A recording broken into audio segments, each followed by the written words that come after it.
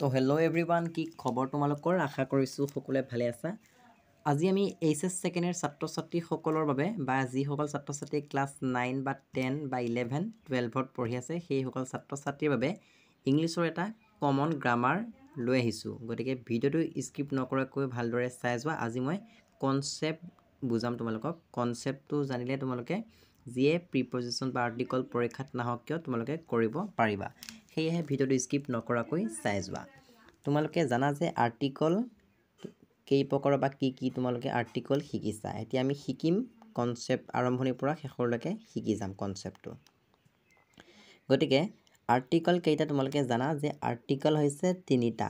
কি A N D বা দা বুলি কওঁ আমি। গতিকে আৰ্টিকল তিনিটা এ এন ডি এই তিনিটা হৈছে আৰ্টিকল আৰু এই আৰ্টিকলৰ ওপৰত আমাৰ পৰীক্ষাত প্ৰশ্ন আহিব। তাৰপিছত আমি জানিব লাগিব ভাৱেল। ভাৱেল কেইটা? পাঁচটা। কি এ ই আই অ ইউ এই পাঁচটা হৈছে ভাৱেল। বাকী যিমানবোৰ আছে সেইবোৰ হৈছে কনচনেণ্ট। যেনে B C D F G H এইবোৰ যিমানবোৰ আছে এইবোৰ হৈছে কনচনেণ্ট। মুঠতে আমাৰ পাঁচটা আছে ভাৱেল। ভাৱেল পাঁচটা হৈছে এ ই আই অ ইউ আৰু বাকী যিমানবোৰ আছে সেইবোৰ হৈছে কনচনেণ্ট। গতিকে এইখিনি তোমালোকে মনত ৰাখিবা। এতিয়া আমি শিকিম এৰ ব্যৱহাৰ। আমাৰ পৰীক্ষাত এ ব্যৱহাৰৰ ওপৰত পৰীক্ষাত প্ৰশ্ন আহে। গতিকে এ ক'ত ব্যৱহাৰ হয়, কেনেকৈ হয়, এতিয়া আমি শিকিম।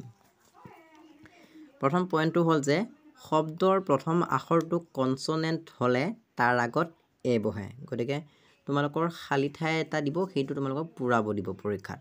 গতিকে খালী ঠাইৰ পিছত যিটো শব্দ থাকে সেইটো চাবা। ইয়াত কি আছে? খালী ঠাইৰ পিছত কেট আছে।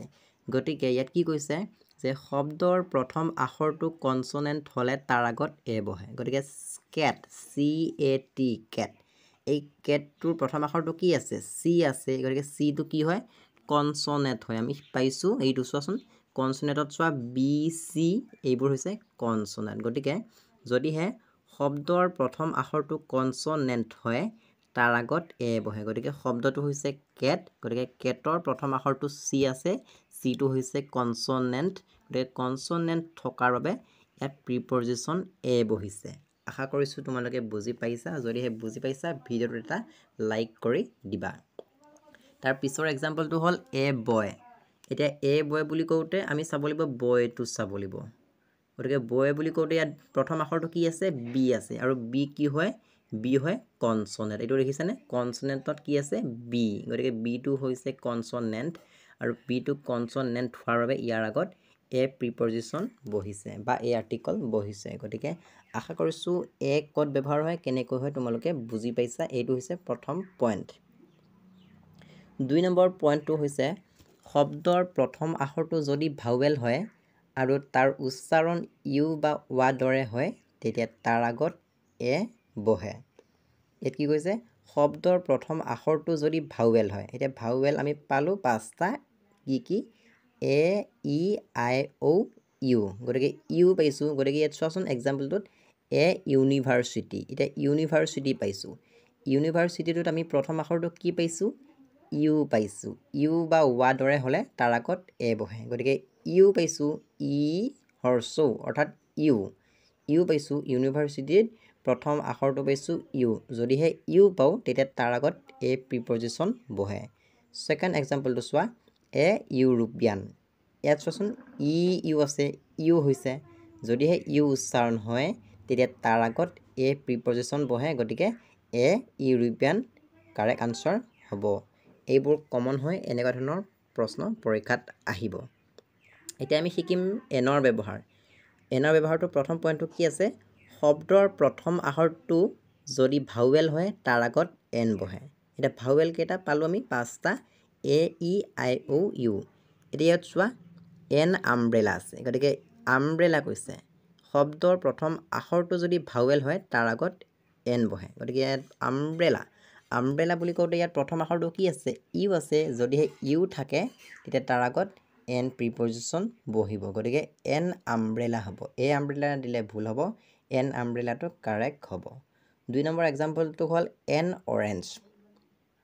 অৰেঞ্জ বুলি কওঁতে ইয়াত ঔ হৈছে আৰু অ'টো হৈছে এটা ভাৱেল যিহেতু ভাৱেলৰ আগত এন বহে গতিকে এন অৰেঞ্জটো হ'ব কাৰেক্ট আনচাৰ তাৰপিছত আৰু এটা এক্সাম্পল আছে এন এনিমেল এটো হৈছে ভাৱেল আৰু ভাৱেলৰ আগত সদায় এন বহে সেয়েহে এন এনিমেলটো হ'ব কাৰেক্ট আনচাৰ তাৰ পিছৰ পইণ্টটো হ'ল যদি এইচ অনুচাৰিত হয় বাট তেতিয়া এন বহে যদি এইচ অনুচাৰিত হয় তেতিয়া তাৰ আগত এন বহে গতিকে ইয়াত এক্সাম্পলটো চোৱা এন হাৱাৰ এইটো হাৱাৰ বুলি কওঁ আমি কিন্তু হাৱাৰ বুলি নকওঁ এইটো আৱাৰ বুলি কওঁ যিহেতু ইয়াত কৈছে এইচটো অনুচাৰিত মানে এইচটো উচ্চাৰণ আমি এইচ বুলি নকওঁ মানে হাৱাৰ বুলি নকওঁ আৱাৰ বুলি ক'ম গতিকে অনুচাৰিত বুলি তাকে কৈছে আমি এইচ বুলি উচ্চাৰণ নকওঁ বেলেগ বুলি উচ্চাৰণ কৰিম আৰু সেই বেলেগটো হ'ল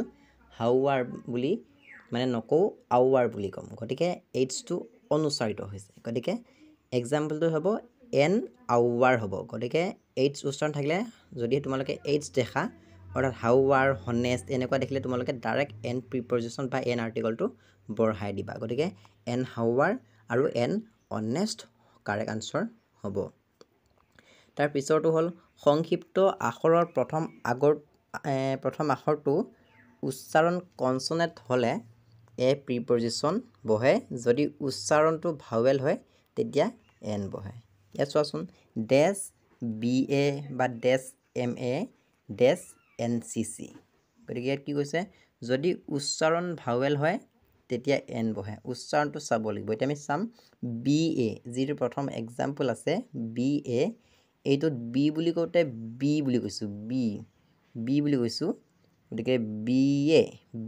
এ গতিকে ইয়াত কি হৈছে বি এ বুলি কওঁতে কি হৈছে এ হৈছে গতিকে ইয়াত এ প্ৰিপজিশ্যন বা এ আৰ্টিকলটো বঢ়িব ঠিক একেদৰে 2 নম্বৰটো হ'ল এম বুলি কওঁতে এ উচ্চাৰণ হৈছে গতিকে এ উচ্চাৰণ হোৱাৰ কাৰণে এন প্ৰিপজিশ্যন বা এ আৰ্টিকলটো বঢ়িছে ঠিক একেদৰে শেষৰটো ডেছ এন চি চি এন বুলি কওঁতে এন হৈছে গতিকে এৰ পৰিৱৰ্তে এন আৰ্টিকলটো বঢ়িছে চ' এইটোৱে হৈছে এনৰ কনচেপ্ট এতিয়া আমি শিকিম দাৰ ব্যৱহাৰ আমি দাটো ক'ত ব্যৱহাৰ কৰোঁ প্ৰথম পইণ্টটো হৈছে বিশ্বজগতৰ কোনো বস্তু বা ঘটনাক নিৰ্দিষ্টকৈ বুজাবলৈ দা ব্যৱহাৰ কৰা হয় কোনোবা এটা বস্তু যেতিয়া আমি নিৰ্দিষ্টকৈ বুজাম তেতিয়া আমি তাৰ আগত দা প্ৰিপজিশ্যনটো ব্যৱহাৰ কৰিম যেনে সেই বস্তুটো যিকোনো বস্তু হ'ব পাৰে মানুহ হ'ব পাৰে পাহাৰ পৰ্বত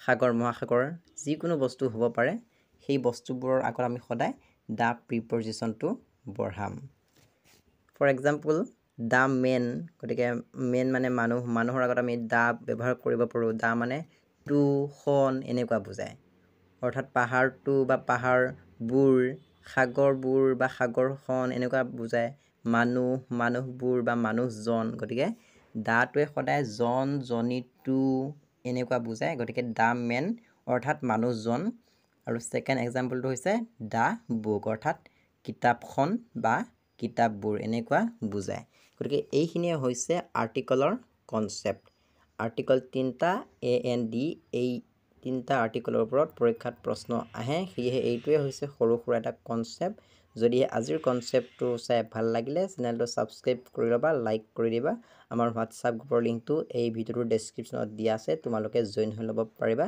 যদিহে আজিৰ ভিডিঅ'টো চাই ভাল লাগিলে তেনেহ'লে লাইক কৰি চেনেলটো ছাবস্ক্ৰাইব কৰি দিবা ভিডিঅ'টো চোৱাৰ বাবে বহুত বহুত ধন্যবাদ